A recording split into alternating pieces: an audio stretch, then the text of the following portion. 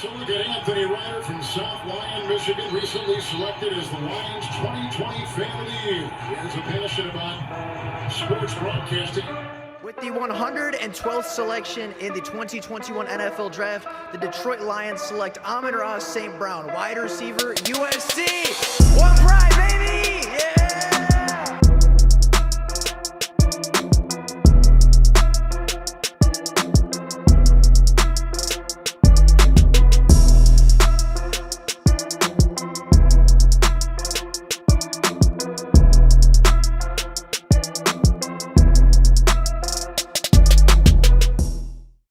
What is going on, everybody? Welcome back to another Detroit Lions video. Now, the Detroit Lions had a very interesting and very controversial draft, right? They traded down from the number 6 overall pick. They made some interesting selections on night one that a lot of people ended up disagreeing with. And today, and for the rest of this week and for the foreseeable future, we are going to be talking about this year's draft class, going from pick 12 all the way through the 7th round in undrafted free agency, spotlighting all the players that were drafted and have the potential to impact this team in 2023. And of course, just like last year, we're going to start at the top and we're going to talk about the 12th overall pick in the 2023 NFL Draft, that being Jahmyr Gibbs, the running back from Alabama. Now, this is a controversial pick. This is a pick that not everybody agreed with. This is a pick that not everybody likes. And this is a pick that some people are calling the worst pick in the entirety of the first round of the NFL Draft. However, with that being said, that's not necessarily true. Jahmyr Gibbs is a phenomenal player. He is going to be a day one impact, probably not a starter as far as who's going to take the first snap of every game, but an impact player nonetheless. And I think he's a lot more than just a running back. And I think he's a lot more than just a, 100, 150 touch player before he gets hurt like DeAndre Swift was. And we're going to talk about that as we get into the player. Now, starting off with Jahmyr Gibbs last season at Alabama, he had 151 rushing attempts for 926 yards and 7 touchdowns. Now, on top of that, he had 44 receptions for 444 yards and 3 touchdowns through the air, totaling a 2022 season where he had 195 touches, 1,370 scrimmage yards, and 10 touchdowns, while leading the Alabama Crimson Tide in both rushing and receiving yards. This is a player that is not just a running back. This is a playmaker. Everybody talks about Bijan Robinson being a playmaker. Everybody talks about, Bijan Robinson being this great receiving back, which he is. No doubt he is a phenomenal receiving back and will impact the Falcons in a positive way from day one. But Jahmyr Gibbs is right there behind him. And although it wasn't a popular opinion, there were people that had Jahmyr Gibbs as a potential first-round pick. And there was even a couple people that said they preferred Jahmyr Gibbs' game-breaking ability over a kind of more consistent game like Bijan Robinson had. Now, looking at his pros and cons, Jahmyr Gibbs is an athlete. He has speed, he has athleticism, he has the receiving ability, he has the elusiveness, he breaks tackles better than almost anybody in this class not named Bijan Robinson, and when he plays, he looks like Alvin Kamara. Now, I really want to focus on the third attribute in pros, that being decisiveness. Jahmyr Gibbs is incredibly decisive as a runner. He is patient behind the line of scrimmage, doesn't go full speed, actually kind of jogs behind the line of scrimmage, but as soon as he sees that holes open up, he is going to plant his foot, he is going to drive and explode through the open gap. And if he is, one-on-one with a linebacker in the hole, if he is one-on-one with a safety in the open field, you probably should forget about it because he is going to take it all the way to the house for a touchdown. That is kind of an area where DeAndre Swift really struggled last season, where DeAndre Swift has struggled for a lot of his NFL career, is that decisiveness, is that dancing behind the line of scrimmage, is that trying to avoid taking hits, avoid that contact to stay on the field longer, but it led to him not being as productive as a player as he could have been with the Detroit Lions, and that's why he got traded, and that's why Jahmyr Gibbs is now the current running back one in Detroit. His decisiveness, he is going to explode through the hole. He is not going to dance behind the line of scrimmage. He's not going to make 2 or 3 moves and, chop his feet 15 times before making a cut downfield, and he's going to read his blocks properly. Those are all things that DeAndre Swift really struggled with last year, and on top of that, he's a better receiver. He's a more dynamic athlete. He is more versatile, and he's just a better athlete, has more speed, has more burst, has more explosiveness, and still brings that element of the receiving game that you really want from a top running back in the NFL. Now, of course, Jahmyr Gibbs is not perfect, right? He doesn't really have the power to be an in-between the tackles guy, doesn't really have the power to be a goal line back, isn't going to be the Jamal Williams with 17 touchdowns, isn't going to be, this big bowling ball of a running back that's going to take 200 carries up the middle every season and churn out 1,000 yards while averaging, 2 yards before contact, right? He is a guy that's going to play on the outside. He's a player that is going to, get a lot of outside zones, a lot of tosses, a lot of screen passes. He's going to be put in space because that is where he thrives. Now, Jahmyr Gibbs also is not a great pass blocking back. He is a little bit undersized for the running back position and is only 199 pounds.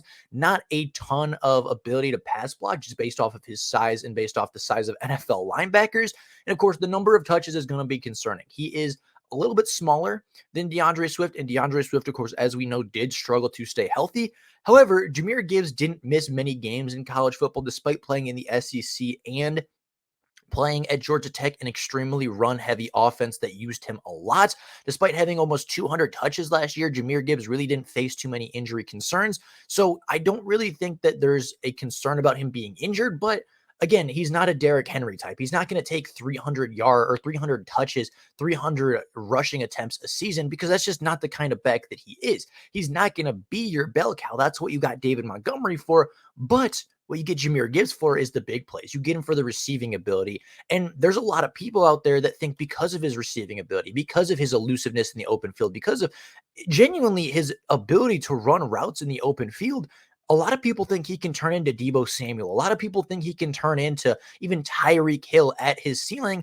And I think the Detroit Lions are going to use him in that sense, right? He's going to be a running back, right? He's going to get direct handoffs. He's going to get, he's going to be in the backfield a lot, but there are going to be plays where they line him up at wide receiver. There's going to be plays when they line him up in the slot. There's going to be plays where, he's running deep, he's running middle, he's running shallow, he's running out routes, he's running curls. Like he had probably a more diverse route tree than Jalen Hyatt did last year, despite being a running back. And that is a true asset that he brings to this football team. Now, taking a look at his RAS score, Jahmyr Gibbs scored an 8.7 RAS score. Again, he's only 5'9", 199 pounds. His explosiveness grade wasn't incredible as his vertical jump was a little bit below average, but his speed is where he's going to kill. 4.36 speed in the top percentiles of NFL running backs, elite 20-yard split, elite 10-yard split. And although he didn't really have the agility scores to go with anything, he didn't test in the agility categories, he was a very good running back when it came to agility. He changes direction really quickly. He can stop on a dime and change direction. He can make people miss. He can do everything you need an elite running back to do. And same thing with explosiveness, right? He might not have tested, he might not have jumped very high, but on the tape, he shows that he is an incredibly good player. He shows that he can, get through the hole very quickly. He can play and drive and get through the hole very, very quickly. And that's a trait that the Lions like in their running back. So combine his decisiveness and his ability to hit the home run ball with just his consistency on the ground and his versatility through the air. And it's hard not to like this pick for the Detroit Lions.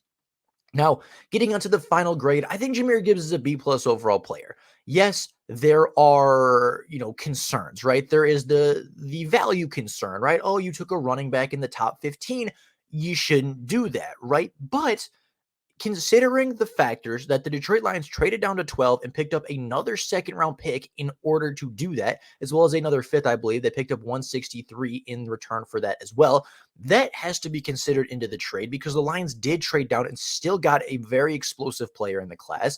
The fact that he's going to improve the rushing attack, he's going to improve the receiving attack, he's going to be a weapon in every facet of the offense, and he is just another Jameson Williams at the running back position. The Lions offense got more explosive with this move. The Lions offense got more unpredictable with this move. They gave Jared Goff another weapon to be successful with this move. And in doing so, in the process, they traded down to the second round pick and gained a second round pick as well, which ended up turning into a pretty good weapon in his own right. So for this grade, considering the trade down, considering the value you got back, considering the player and how he's going to work in the Ben Johnson offense, I think Jahmyr Gibbs is a B+ overall player, the most explosive player in this draft. I think they're going to use him very similarly to what the 49ers do with Deebo Samuel, to what the Miami Dolphins and the Kansas City Chiefs did early with Tyreek Hill. Yes, you traded down, you got extra assets, and there's the argument, right? The positional value is important. Could you have gotten a defensive lineman? Could you have drafted Christian Gonzalez? Could you have gotten an elite cornerback prospect or an elite defensive line prospect or, a bigger position of value? Yes, you could have. You could have gotten the best wide receiver in the class. You could have gotten the best cornerback in the class, arguably. You could have gotten a lot of different positions that are considered more valuable. But at the end of the day, Jahmyr Gibbs is the most explosive player in the draft. And if he ends up playing wide receiver, if he ends up being a Deebo Samuel, I think this pick is going to look even better in hindsight than it does immediately. So overall, I give this pick a B+. Obviously not a perfect pick. Obviously, you traded down and passed on Jalen Carter. Obviously, there's going to be some concerns about the player and the concerns about the durability and the long-term effects.